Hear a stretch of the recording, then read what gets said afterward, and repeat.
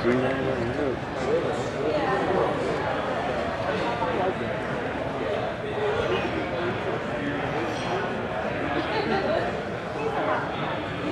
you.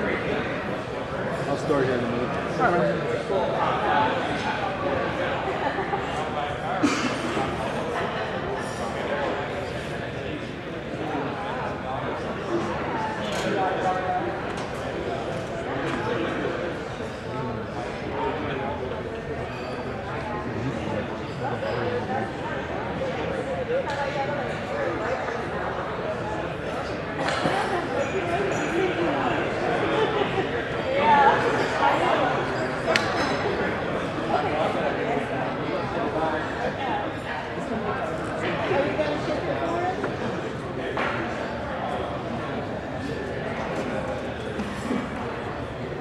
So can everyone hear me okay? I don't hear nothing, do you?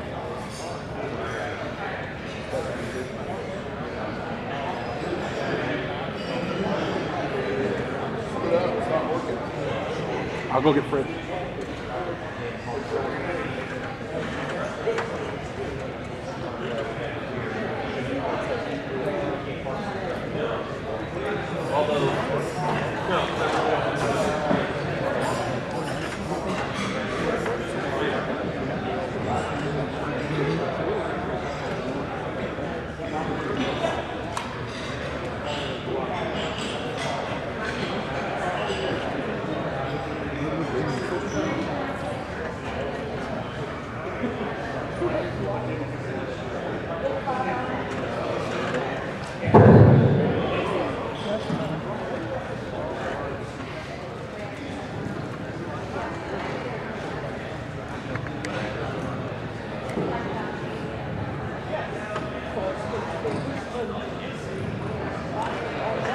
Other windows out there.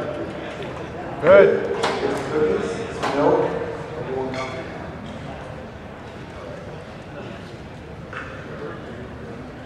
So afternoon's presentation from printer to Pwnd, leveraging multifunction printers during penetration testing. I hope you don't mind, I really hate coding, so I have to really go a lot. So I will be absolutely inward. Oh, nice.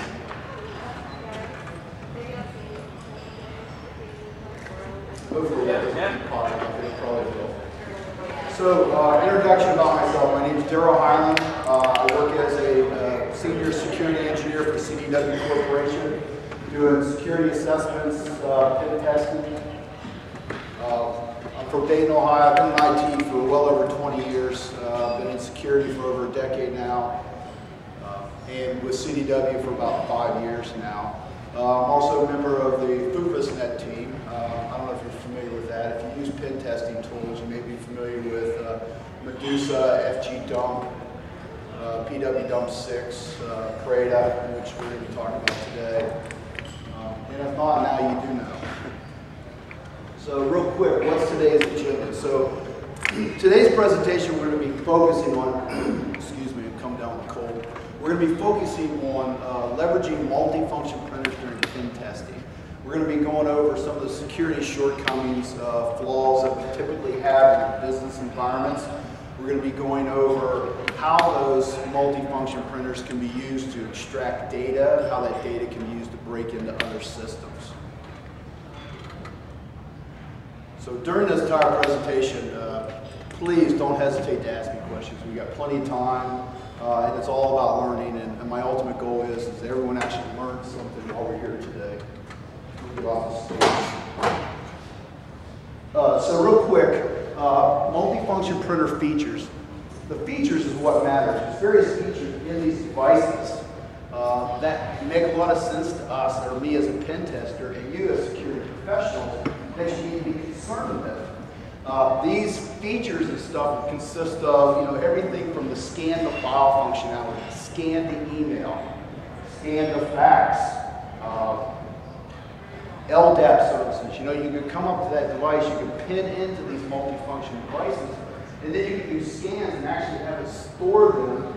Everyone like the video, if you the little picture up there. Didn't that used to be a big thing? When all the scanners first came out, people were breaking the glass and sitting on them. So yeah, so it's all about stealing that information or protecting that information from being stolen. LDAP configs, FTP configs, SMB configs, and the list goes on and on and on of how these devices are integrated into your environment. So we get to a couple of questions. How many people in here have printers in their environment? I expect everyone to raise their hand. Come on, let's be real. So yeah, we all have these devices. They all exist in our business environment, but we're not actually properly protecting them. So then we get into the security model that we all use for multifunction devices. And we all know what the security model is. We buy a $12,000 printer, we roll it into the company, we power it up, we integrate it in so that we can do the pin the employees in. It does LDAP authentication. It does scan the file functionality. It's like all these cool features, because why else would we spend $12,000 for a printer? Then what do we not do? We don't change the default passwords, and we never patch the devices when new problems arise or vulnerabilities arise within those devices. So the question I have here is, how many people in here in your company, when you roll out a device, whether it's a multifunction printer or any kind of embedded device in your environment, first rule is that all the default passwords are changed to something complex. You guys government, you have to be the first place I've ever actually had raise their hand that are not related to the government that do this. Nobody does it.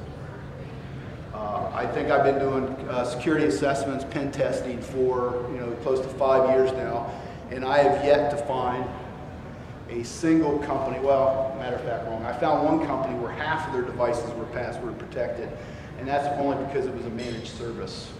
And the company that was managing those devices had actually set passwords on those. So let's go ahead and look into attacking multifunction printer devices. What can we actually do there? First attack I want to talk about is a bypass attack. The concept of a bypass attack is being able to pass various data through the URL to the web interface and bypass the required authentication on the device. Now, I found several, TOSHIBA, HP, but the best one is the TOSHIBA. So how many people here have TOSHIBA printers in their environment? You'll like this, because I'm not even sure if it's ever been patched.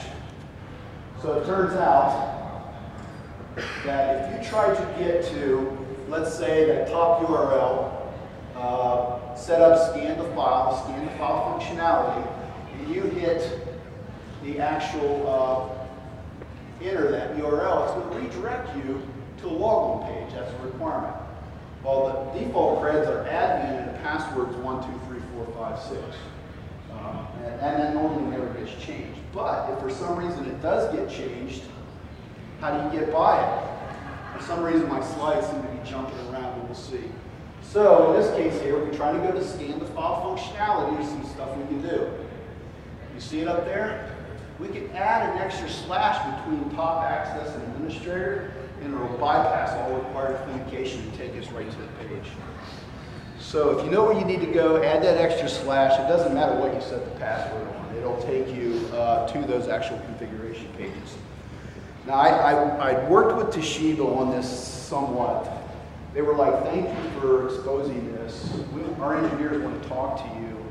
And I gave them my email or my phone number, and they've yet to call me ever. And I sent them tons of emails, and they won't respond to none of my emails either. So if you do have the TOSHIBA printer and this vulnerability does not exist in your environment, that extra slash, let me know what firmware you're running. Because I really want to be able to share that with my customers that have these devices. And I can't seem to get TOSHIBA to tell me so, how this is fixed or if it has been fixed. And there's nothing on their website. So, and of course, no one's actually patching the reality thing. So we're not actually installing patches. But if this problem exists, I want to be able to let my customers know, because that's what's most important. And of course, you can see we can get to the configuration page. And we'll talk about once we're able to do that, what comes next. So what comes next? Information leakage attacks. The goal of actually finding data and where it's at in the device. If we can gain access to the device through default passwords or security bypass flaws, What can we get access to? And I have a list of Toshiba, Canon, HP, Sharp. Of course, we're going to go back to the Toshiba. And this problem doesn't exist just on the Toshiba. I found this on every one of those vendors. So in this case, we're going to go to S&B settings, the Samba settings on the printer. So we go to that config page. For some reason my slides are really messing up on this thing. Okay, so we go to the config page. There's a couple things I want you to notice about this page. Read this page. We're looking at this configuration. This is an actual screenshot from a assessment we did about a year ago on a customer site. We're looking at this printer. What do you see special about these settings? Well, let me see. Domain, so it's set up for domain. The domain happens to be internal. I changed that to protect the guilty. And then we come down here to the user ID, and it's administrator. It's a domain administrator account set up on this device. So then we look at all these little black dots and we go, oh, it's secure. There's black dots there. Well, if you look at the source of the page, and it would take it out right there, that's the actual source of the page. It actually is in plain text. And this is another common flaw that we come across on a number of printer devices. So now that we can gain access, we're able to steal data just by looking at the source of the web page on these devices. So the next one we want to look at is HP. And this one's a little different because we look at this and we see on this configuration page, LDAP, we see the little black dots. We go, oh, it's hiding right behind there. We just need to look at it. But truthfully is, that's not the case. What we have to do is we come down to this test button. And don't ask me why this where this takes place, but you go down to the test button, you click test, and it takes you to this test LDAP authentication. The strange thing is, it asks me for the username and password in this test LDAP configuration. But if I look at the source of this page, the password's there already. Another strange example, it took several checks to get to it, but yet the actual password is actually stored in the actual source of the web page.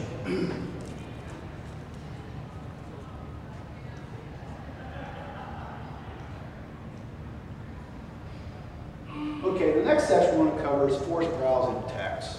And I think we're all maybe familiar with forced browsing attacks. It's the whole idea that if you know what URL you want to get to, you can just put it in and go to it.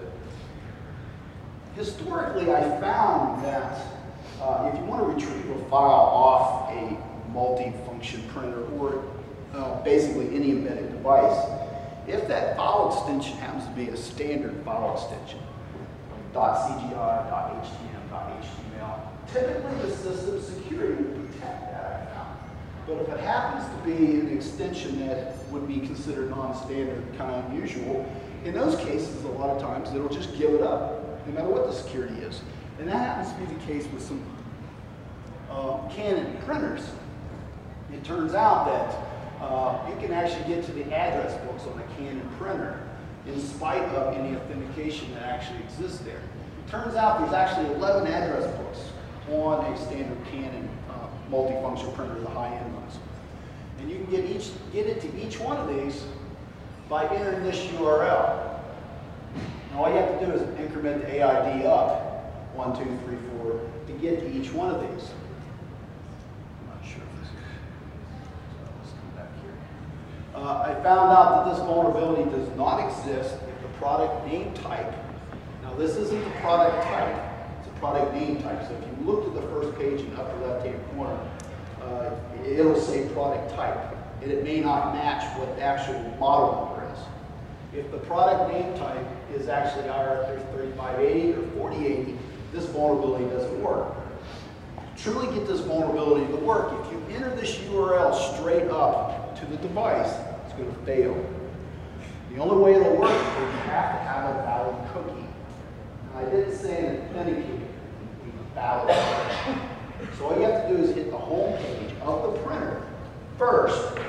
It loads the page, it goes through the whole cookie session thing, and it assigns you a valid session cookie. Not an authenticated one, just a valid one. At that point, that URL will work. The address books on Canon multifunction printers are kind of unique from a lot of other vendors. If you set up an individual user to be able to actually do scan the file functionality, and you can do that on the Canon, and you can assign each individual their own folder. Anything they scan would go to that, and you can set it up that any scan will go to their home folder, or it'll go to a shared folder, and every one of them can be unique. So for this data to work, it actually exists in the address book. If you look at the address book settings for an individual on the web page, you will not see this data, but if you dump the address books out using this method here, you will actually, and we can see this is actually a screenshot from one. It gives you the path, the username, and the actual password in plain text in this dump. This is kind of interesting. I was on an assessment here not too long ago. Matter of fact, it's a month ago for a company in California. And this company was really good. They had really taken their internal security seriously. So every user on the environment did not have admin rights to their workstation. The local administrator account could not log across the network to any workstation. Every server in the environment had a different administrative password. So they had actually made some effort to avoid some of these typical attacks that we run into. So I was scratching my head going, you know, hey, I may actually walk out of this place today and want to totally own their Active Directory domain, which would like have been the first time that ever happened ever. But they saved me right here with a Canon printer.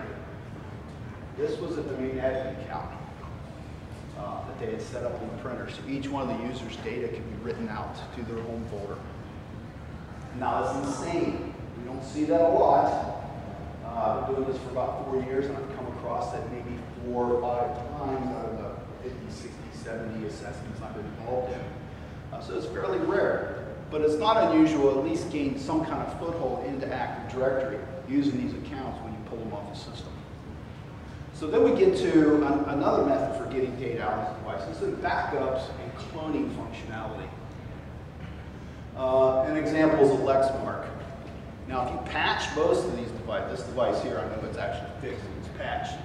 So it's the ability to export settings. So if we go to the Lexmark configuration, and we go through the, I don't know how this got fragmented, and we go through the export, and we export the actual backups, and we look at them in plain text. So you can easily see we're able to actually pull the passwords out of these. And every one of these, when we're talking about Samba, FTP, LDAP, they're mostly Windows credentials, so it gives me the ability to access the Windows environment. And it's very realistic. One just like this. It turned out that it was a scan the file functionality. We were able to pull it out through the backup files.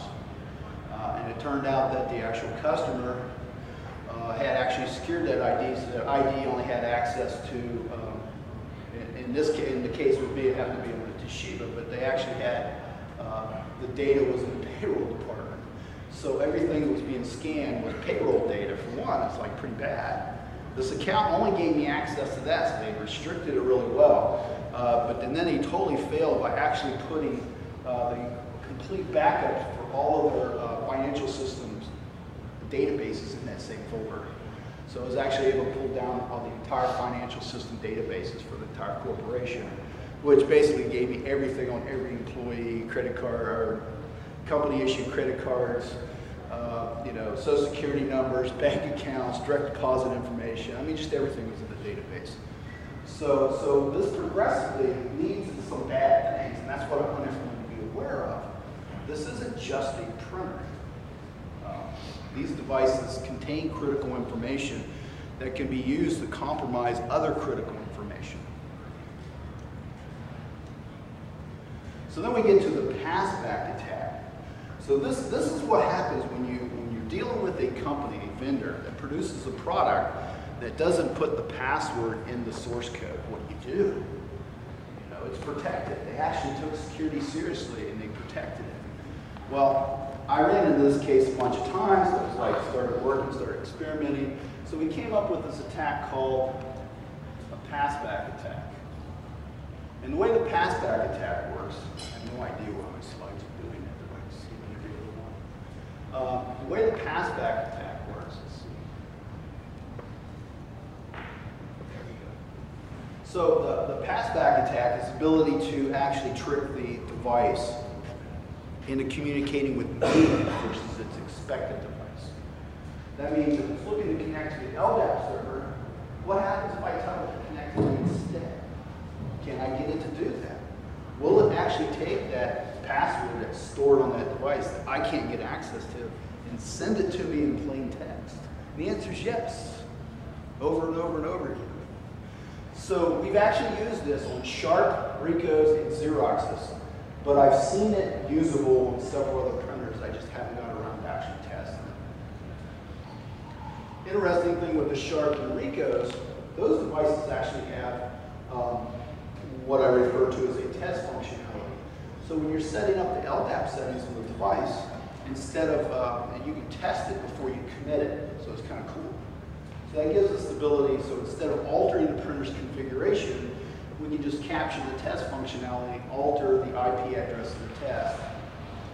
And the way that works is a big block diagram here. So as an attacker, I'll do an LDAP test button onto the printer. The printer will actually communicate to the LDAP server and do its thing. I change the LDAP server's IP setting, click that same test button, and that printer talks back to me in plain text. Fairly straightforward. So we actually have a video of this.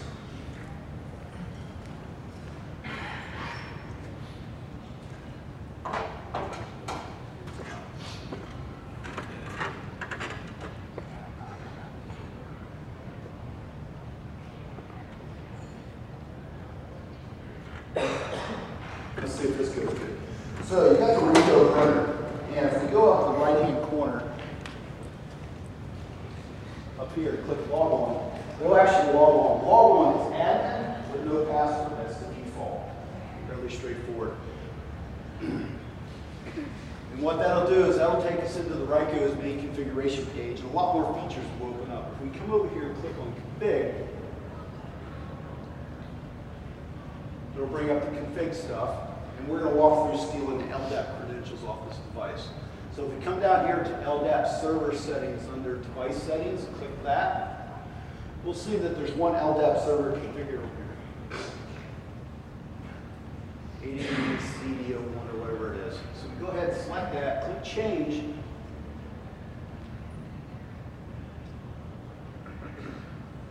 And it brings up this page here. So we got a lot of different settings here. I know they're all kind of blue. The IP address is the device, the port number. This is the password. If we want to change the password, we go ahead and click change. And then we also have the test functionality, which is the start button I mentioned.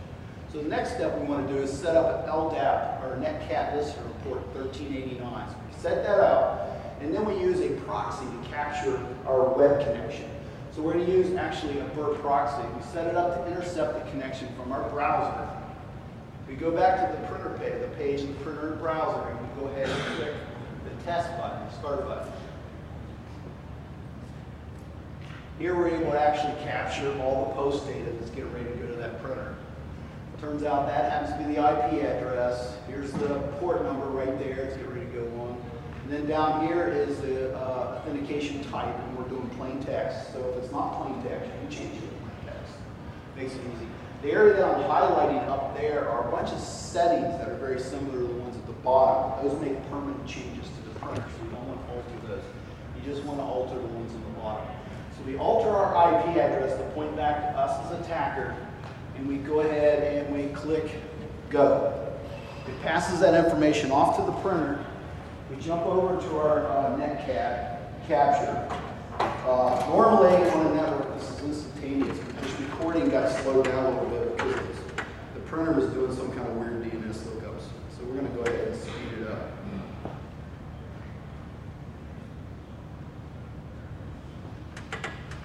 So after, and this usually takes about 10 or 15 seconds, the printer immediately passes us the username of that admin, question marks the delimiter, and the password is R17$WTG.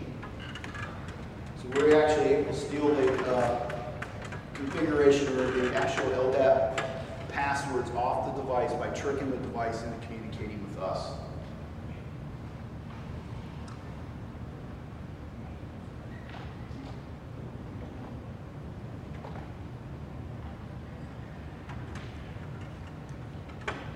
So also on the Xerox, I mentioned that the Sharp and the RICOH have a test functionality. The Xerox does not. So in the case of the Xerox, you actually have to change the printer configuration. But it's pretty much the same. Here's the password settings, and you can see they're blank. We're not changing the password settings, so we don't mess with that. So it won't alter it. That gives us the ability to alter all the other configurations without having any effect on that password. So then what we do is we change that IP address, and it's fairly straightforward. The device is going to connect, configure for us, or pass us the information. But in the Xerox case, we want to be able to trigger that lookup in this case, because it doesn't automatically do that. There's no test function. So if we go up here under user mapping, you can do an entire LDAP lookups. So this is kind of interesting too, because then you can use this with wildcards and actually pull all of your usernames out of your Active Directory if you want to in most cases. So that's another attack factor that needs to be considered. But in this case, we're actually have reconfigured the printer to point to us, the attacker, and then we're just going to put anything in here, click search under user map, and game over. At that point, we immediately, the device will actually send the credentials to us. Now, we've used this on a number of occasions during assessments. So how many people here, do we have any universities represented here? Colleges, universities, higher education? None. Okay. It's probably good. My experiences show that higher universities have a tendency to be more open and free, and they expose these things to the internet. I rarely see assessments, printers exposed to the internet. I have, though. I used these similars attack on a mortgage company that was using a printer that they exposed to the internet. And they were mainly using it for incoming and outgoing faxes. So besides me sitting there stealing all the incoming and outgoing faxes over the system, they also was able to go in there and find the source for their email. Because anytime there was an issue on the device, they would email the manager. So that they had actually set it up with a user account to log on to the SMTP server. So I was actually able to steal the SMTP credits off the internet and use that to gain access to their exchange server on the internet. So now we showed you all this stuff that can be done manually.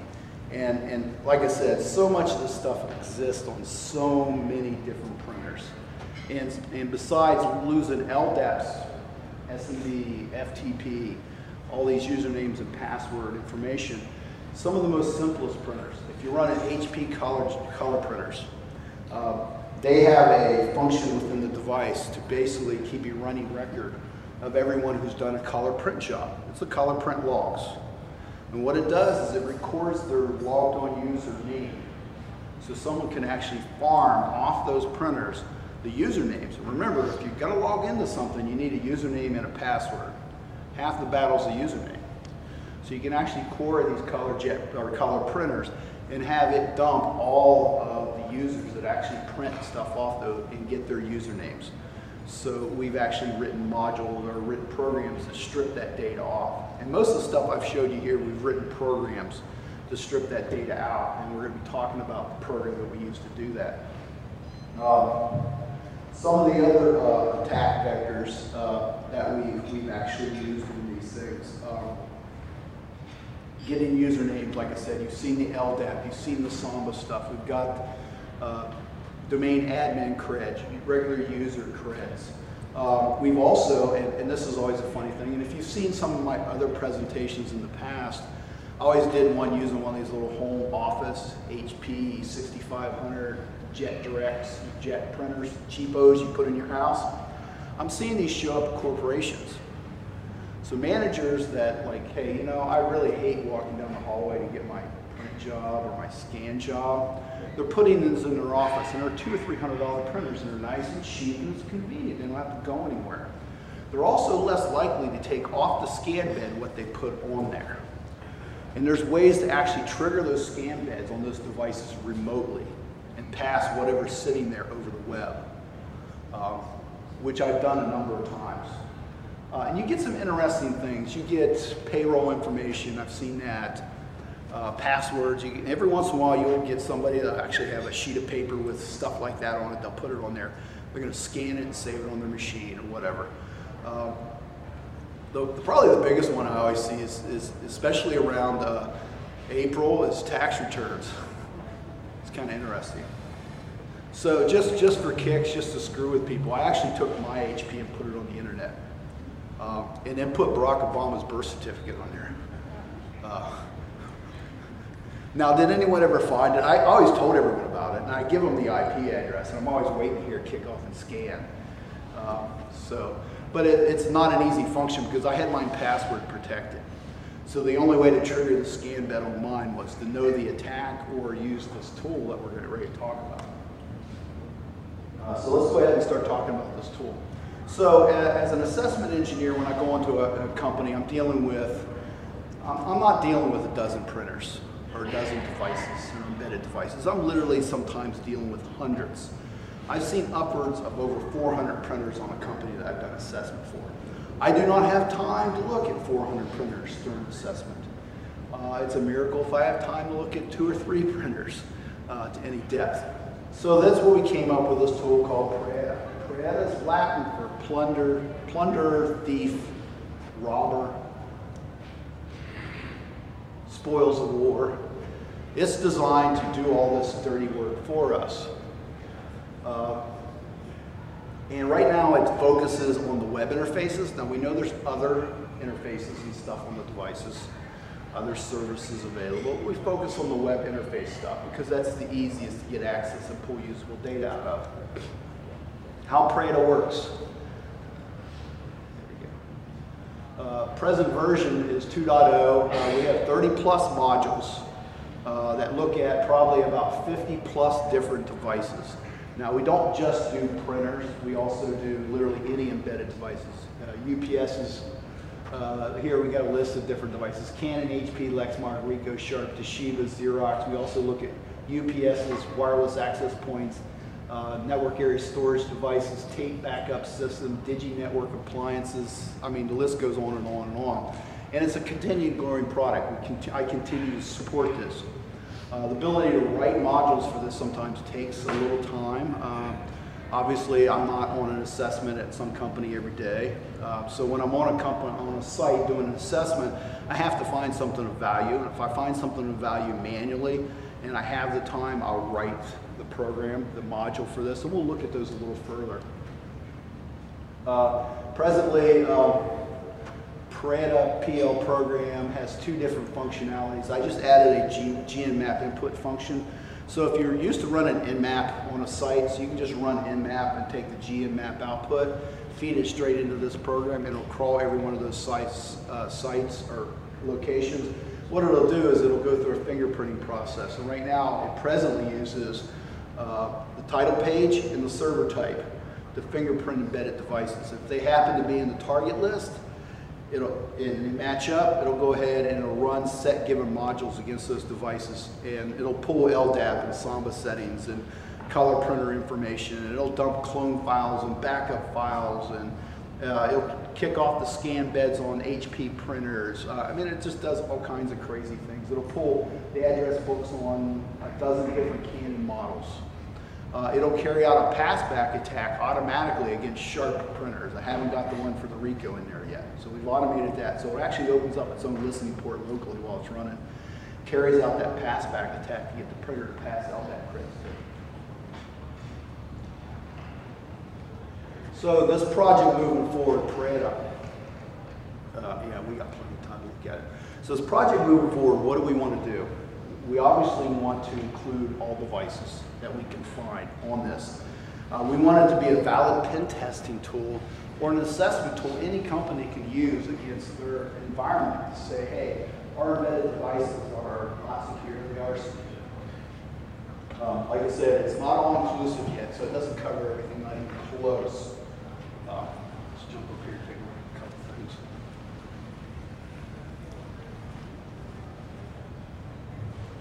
Look at some of the pieces of PRAEDA. It's a modular program.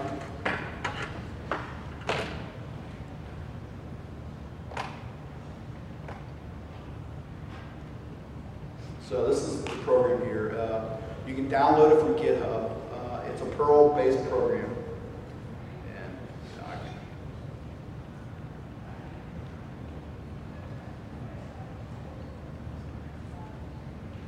a Perl program. It's simple enough if you know any kind of scripting. I write things very descriptively, so it should be fairly easy. We're always looking for people to add stuff to it.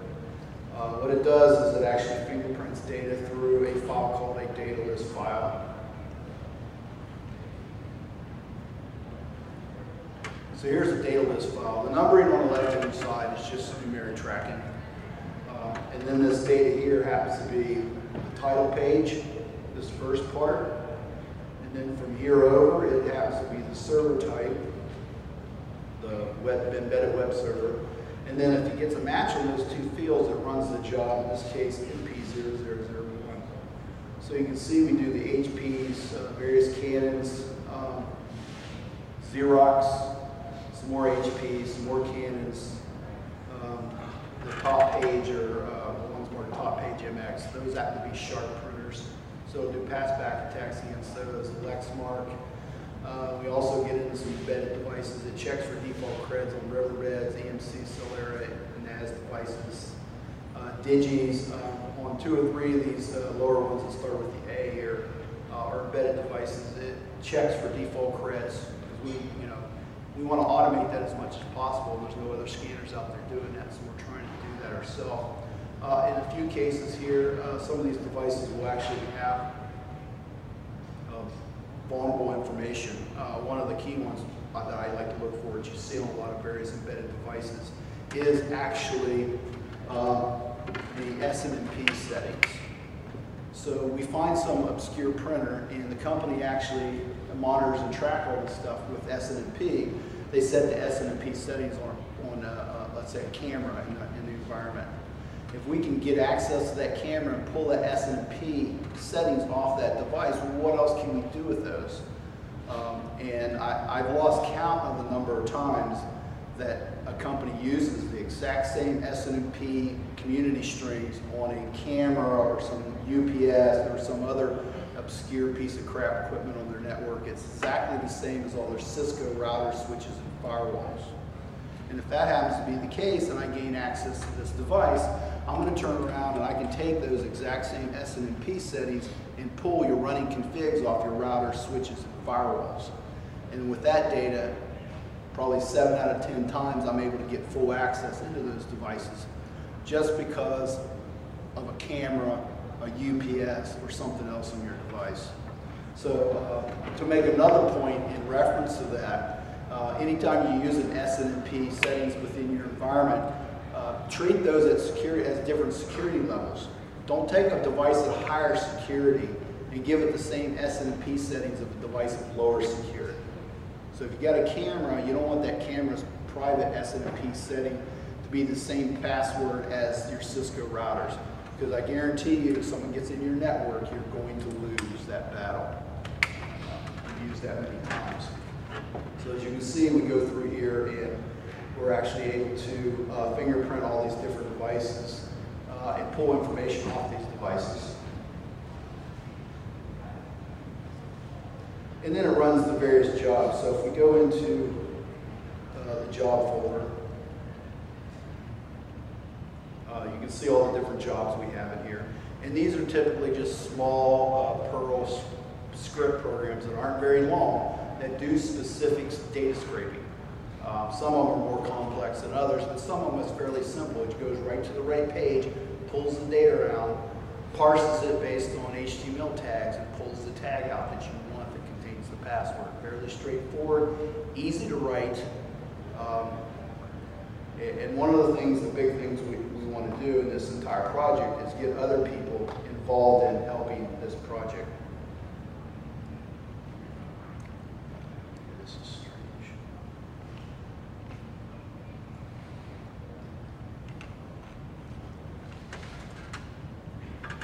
So the next area I want to cover is Xerox. As an ongoing project, I've looked into a lot of different printers, and during the whole process of building this, I found some interesting things in reference to Xerox printers. How many people have Xerox devices in their network? How many have WorkCentras? I assume there's probably a few here. Well, it turns out that the WorkCentras turned out to be a very interesting one. I initially found out, like when you're cloning, doing a backup on a WorkCentra, it'll output a clone file what's known as a DLM, a dynamically loadable module. Fairly straightforward. So with a little research, we found out what the structure of this DLM was. It turns out that this is actually the header on a DLM. So if you take all the data between begin and end and delete it out of this DLM, it turns out to be nothing but a tar bar. So we can untar it and get all the data out of it. It's fairly straightforward. So that brings us to some interesting things. The older Xeroxes were able to strip this cloning data out like that, and we're able to get LDAP passwords and stuff like that. The newer ones, they actually started encrypting them. So we weren't able to do that. I haven't figured out the entire encryption, but I found out something a lot more worse. It turns out that the DLMs is the same structure they use for their firmware. Okay, so now I can download a firmware package, do the same thing, and extract out all their firmware that goes to build this printer and have it to my disposal offline. So then that got me thinking, if I can generate a DLM on the device, the cloning file is a DLM, and firmware is a DLM, the actual tools to generate a DLM should be on the device, right? What's the odds of them actually being in the actual firmware package? And the answer is 100%. So it turned out that the DLM build modules actually exist in the firmware package. And if we go back to this right here, you can see you have a signature key. That signature key has to match. There's a big complex hashing algorithm that takes place to generate that, and it's made up of multiple pieces. So reverse engineering, we figured that all out, how that works, but we really didn't need to, because in their firmware package, they give you all the keys. So you get the firmware build package, you extract the firmware, you get the firmware build package, and all the keys to sign it. So literally, you can write, build your own firmware package. So that's what I did. But the interesting thing is you don't have to actually alter the printer's configuration, because there's a whole process that takes place. So when the actual firmware, you generate the firmware, it goes down to the device, it validates that certificate. The next step, what it does out there, is it actually will explode all that out once it confirms the key is correct. And then it'll execute a single shell program, .sh.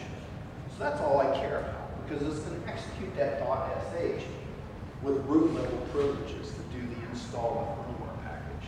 So I wrote a firmware package that basically was a shell program, and that's it, that kicked off a reverse shell using dev TCP and a bash handle. So it passed bash through the TCP connection back to me, giving me a reverse shell on the device. So any questions at this point? Any interest? The crowd's been quiet all day, I've noticed. Okay, so I got a video, and I actually have a paper I wrote on this entire process of attacking these devices. The nice thing, I have to admit, and this is very important, whenever time you come across a vendor that is very proactive in security, you take them seriously. You get involved. Xerox is one of those. I contacted Xerox and gave them the steps on actually how I carried out this attack, and they set up a conference call with their entire development team. It probably lasted a couple hours. We hashed through a lot of different ways that we could possibly fix this. Turns out it's not easily fixable, but you can mitigate it.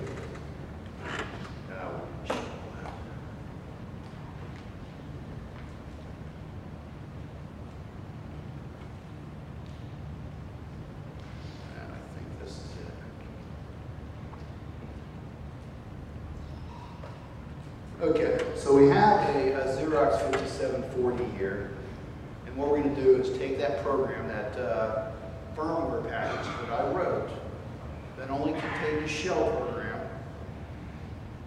Let's see what happens here. I don't know how fast this thing runs. So we're going to look at the printer, and you can actually see the package hit the printer and show up as it's decomposing on the printer. So we're going to look at that page there. Which is all print jobs coming in. And we're going to set up a listening port on our attacking machine, the 8686, and I wrote the firmware package. And basically, we're going to redirect that Xerox.dlm, which is a firmware package that I wrote using their tools, to that device at port 9100, which does not require authentication. And instantly, it returns back to us. It gives us a bash shell in the device. And we can see that we root on the device. You'll see the print job showing up in the air. There it is. It shows up in there. So you can see the print job shows up in there. And that print job stays there until the actual reverse shell is actually shut down, which is kind of interesting. You can literally go in there and delete it. You can go into this device and go to the various locations. So once we're into the device, what can we do? Well, we'll root. So any of your secure print jobs aren't secure anymore. Your full disk encryption is of no use to you at this point. You can see that it's running a Linux copy 2.6 on a PowerPC. We'll go ahead and look at the processors that's running on this device, so we can see the different processors that's actually running on this printer. It's a multifunction printer. It's a full-blown Unix operating system. It's an E500v2 PowerPC. Fairly straightforward. And I think I do one other thing here. It turns out, remember I said that Xerox actually encrypts all their passwords in their backup files, so, or in their clone files. If you look in here, everything's encrypted too, except for one thing. And that happens to be the administrative login for the web interface. You can see the sysadmin password default right there is 1111. That's the default one. Sysadmin password above that's 1111. The sysadmin password where it says 111 right there. If it's changed, you have it now. So even though everything's still encrypted in the device, now you can go into the web interface and actually do PASSBACK attack on all those functions and features and grab that stuff in plain text. I've done some of the things I'm interested in doing. Can this, if this was exposed to the internet, could you set up a tunnel through? All the code in this case would have to be written in PowerPC. I don't know what I'm doing there. Oh, I'm actually dumping all of systems memory to the screen, parsing for the word password. I don't think I actually found anything, but just one of my attempts to see what else we could actually pull off this device. So how do you protect yourself? Because that's important. There are access setting on the Xerox printers that you can actually turn off firmware upgrades. There's actually an on and off for firmware upgrades. My advice is you turn it off. You don't need it unless you're getting ready to do a firmware upgrade. You can turn it on, do your upgrade, turn it off. You won't be able to create clones, backups of the device either. You have to turn it on, do your backup, and then turn it off.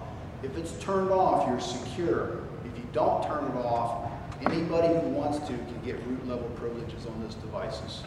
And this is most of the WorkCentras, Xerox WorkCentras, a number of the DocuPrints. It's mainly all the high-end devices. If you go to the device and you create a clone file, go through for the backups, do a clone, and the clone ends in a .dlm, it's vulnerable. Simple as that. If it creates a bin file or some other kind of binary type output, or a PostScript output, and then you don't have to worry about it. But on the other hand, the PostScript one, there's a gentleman out of Europe that I know that was doing some research in, and we found out, or he found a way that he actually can carry out a very similar attack to this, but on the low-end devices, the lower-end Xerox devices that handle everything as PostScript. He can actually send PostScript commands to the device and get it to dump memory and give up passwords. So that's just as bad too. So if you see any Xerox patches out there, patch, because most of these problems have been fixed. This one here, not quite sure how they're handling it. They told me, but to me it seemed kind of complex and it didn't sound like they were actually going to get it to work. But any questions?